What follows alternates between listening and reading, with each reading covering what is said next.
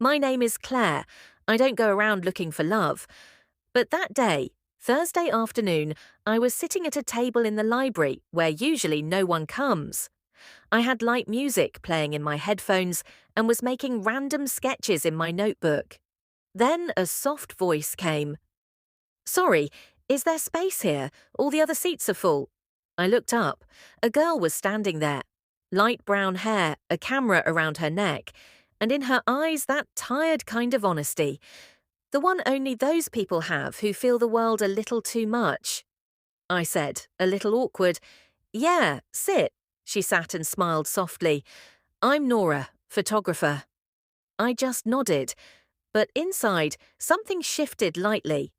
There was silence for a few minutes. Then she looked at my notebook and said, You make really good sketches. Hearing that, I froze. Usually no one pays that much attention to my drawings. Thanks, I said, a bit avoiding. I just do it to pass time. Nora didn't laugh. She just said softly, You don't get so many emotions in a drawing just by passing time. For the first time, I looked at her face properly.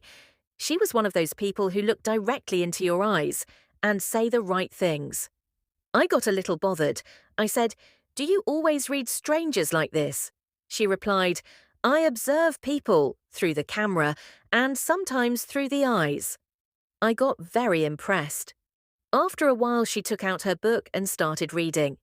But sometimes her eyes would lift toward me, as if asking, What are you thinking right now? My heart was becoming strangely calm, like she wasn't judging me, just seeing me, and understanding too. After an hour, she stood up and said, I'm going to get coffee outside. Will you come? It feels awkward alone. Normally I don't say yes to things like that, but I said, Let's go. Why I said it, I don't know. We reached a small coffee shop nearby. There weren't many people.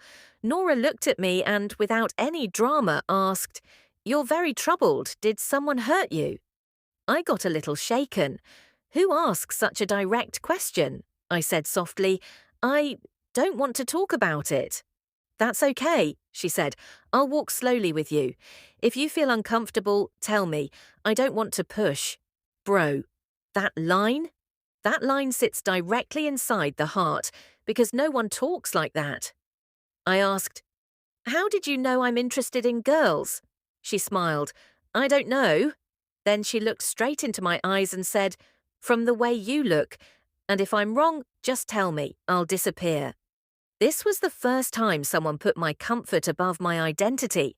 I said very quietly, No, you're not wrong.